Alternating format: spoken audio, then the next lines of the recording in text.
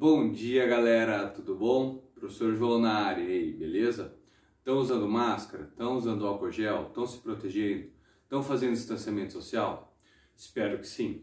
A gente tem que manter o controle da pandemia e assim a gente vai poder retomar nossas atividades logo logo. Hoje, diretamente, a gente vai começar trabalhando História da América, que foi o que vocês votaram inicialmente. E para a gente falar de História da América, a gente fala, tá, América, e aí? Mas a gente tem que voltar um pouquinho antes na história europeia para a gente poder diretamente conseguir estudar e compreender o descobrimento da América, a história da América, o seu desenrolar e seu desenvolvimento. Sente só, vem comigo. A gente vai começar hoje falando sobre expansão marítima europeia. A expansão marítima europeia vai ser fruto da crise do século XIV. E essa crise do século XIV, ela é anterior à ideia de crise, porque já tínhamos o Renascimento que estava começando a efervescer dentro da Europa. A gente vai ter mudanças de pensamento político, de hierarquia, de sociedade, de organização econômica, e isso tudo vai trazer uma nova sociedade, novos conceitos, e conceitos que acabam quebrando até alguns paradigmas da sociedade. Por exemplo, muita gente dizia que a Terra era plana. Algumas pessoas dizem que a Terra é um geóide, um globo. Quem saberá, né? Só quem está fora do planeta pode saber. Eu vou pela afirmativa científica comprovada cientificamente. A Terra é um globo. Então, mas no século XV as pessoas achavam que chegando na beira, já era, acabava. Mas esse dogma da Igreja Católica veio a ser contestado posteriormente. Porque a gente vai ver os portugueses fazendo a conquista de Ceuta em 1415, a conquista do Foz do Rio Congo em 1485 e depois, posteriormente, a gente vai ver a volta de Vasco da Gama pelo Cabo da Boa Esperança. Esse Cabo da Boa Esperança, ele vai diretamente trazer para a gente a ideia de uma passagem para as Índias. E esse caminho para as Índias é muito importante. Por que que é importante? Como eu falei para vocês, o mundo estava renascendo. Só que esse renascimento está ligado a um fator crucial para a vida de todo mundo, a questão econômica. Itália tinha o monopólio das especiarias, assim por dizer, eles continham os grandes mercados, os grandes contatos, eles faziam as grandes negociações. Mas os portugueses, tentando quebrar esse monopólio, procuram um caminho para a Índia. Opa, foi mal, desculpa, travei. Procura esse caminho para a Índia. Mas o que acontece? Em 1500, por um pequeno desvio de percurso, Pedro Álvares Cabral acaba chegando no Brasil. Quando Álvares Cabral chega no Brasil, a gente começa a perceber que os portugueses ficam maravilhados. Eles falam, meu Deus, que lugar lindo! Nossa, olha quanta água! Olha quanta madeira! Olha aquele pássaro, que bonito! Mas de fato, o que eles estavam procurando? Não era pássaro, não era madeira. Era ouro e prata, que são os metais preciosos que diretamente vão abalizar todo esse processo de conquista e consolidar. Porque para você entrar num barco, atravessar o oceano, não é barato. Você precisa ter um capital de giro, um risco para fazer isso. E as pessoas que estavam fazendo isso em Portugal, o rei, a burguesia, eles estavam querendo lucro no fim da história. Mas diretamente não foi muito assim que aconteceu nesse primeiro momento, quando o Brasil foi descoberto. Por quê? O português via o índio, ou ameríndio, diretamente como um bicho sem alma. Por quê? Porque eles não conheciam a palavra de Jesus Cristo. E aí a gente vê aqui a descoberta do Brasil, e Brasil com Z para fazer uma sátira aqui, porque ninguém vai se interessar por aqui. O que os caras pensam que tem no Brasil? Nada.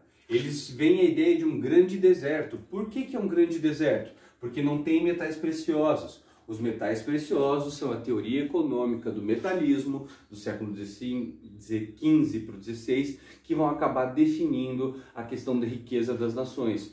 Vai dar o pontapé inicial no capitalismo se desenvolvendo perante a sociedade. Mas o que acontece? Os portugueses têm pouco interesse pelo território brasileiro. E não é à toa que nos primeiros anos de colonização ninguém dava nada por aqui. Todo mundo queria fazer o quê? Tirar um lucro. Mas como é tirar um lucro do Brasil? Tirar um lucro é pelo pau-brasil, porque vai ser a única riqueza que eles vão encontrar. Nos primeiros anos, a gente vai ter missões religiosas e missões de extração de pau-brasil. Eles só estão querendo tirar o pau-brasil daqui, dar uma miçanguinha para o indígena e manter aquele bom contato, aquela relação, aquela amistosidade, aquela parceria até certo ponto. Mas a gente também vai vendo que o Brasil vai ser definido como colônia penal. Algumas pessoas que cometeram crimes em Portugal perante a Constituição tinham opções, e uma delas era o degredo. O degredo era quando ele era enviado de Portugal para o Brasil para cumprir a sua pena aqui. Deixavam ele numa praia, deixavam ele bem informado e falavam: ó, campeão, daqui a 3 anos a gente passa aqui. Se você estiver aqui, a gente te leva de volta. Se não, boa sorte, sucesso. E aí o que acontece? Esses primeiros anos são muito conturbados. Missões religiosas sendo instaladas e sendo dizimadas por índios, colônia penal funcionando e não funcionando. E aí o que acontece? Outras nações se interessam pela gente. Pela gente, pelo Brasil, pelas nossas riquezas, nossas belezas, nossos campos verdejantes? Não. Eles estão querendo pau-brasil. Mas essas outras nações têm visões diferentes de desenvolvimento econômico. Ingleses, franceses e holandeses, eles já têm uma experiência secular imperial, do mesmo jeito que Portugal, mas eles estão mais na vanguarda, eles estão querendo ir mais para frente economicamente. Eles não estão querendo ficar presos a essa ideia, tipo, vai buscar produto na Índia, revende na Europa. Eles estão tentando desenvolver e dinamizar essa comercialização mundial. E por isso mesmo que a gente pode ver aqui os primeiros passos da globalização. Porque são o quê? Encontros de culturas completamente diferentes, em contextos diferentes, mas existem trocas. Trocas comerciais com produtos que para alguns podem ter muito valor e para outros não ter valor. Exemplo, o ouro no Brasil. O ouro no Brasil para os indígenas é algo sem valor. Se você olhar um europeu, o que ele vai falar? Ouro, riqueza, poder, lucro, viu? Então, são ideias diferentes. E os portugueses acabaram ficando com um puta de um problema. O que a gente vai fazer com todo esse território? Esse território é muito grande. Por quê? Ele requer muito investimento, ele requer uma ocupação maciça e ele precisa do quê? De formação de povoados. A formação de povoados é uma das partes mais complicadas para se fazer no mundo no século XV. Por quê? Para pensar, quem sairia da sua casa para ir para um lugar completamente desconhecido, sem nenhuma infraestrutura, para ser um descobridor, um colono? Quem se martirizaria tanto? As pessoas que passam por provações econômicas e querem a oportunidade de crescer na vida. Então a gente vai vendo que Dom João III, que é conhecido como o colonizador, vai ter uma visão meio retrógrada. Em vez de pensar em dinamizar a economia, fazer com que houvesse uma povoação sem uma organização, mas que houvesse uma presença aqui, ele volta para o sistema de capitanias hereditárias. Esse sistema de capitanias hereditárias vai ser o sistema que vai dividir o território nacional em várias posses e vai dividir entre os colonos. Essas pessoas serão os donatários.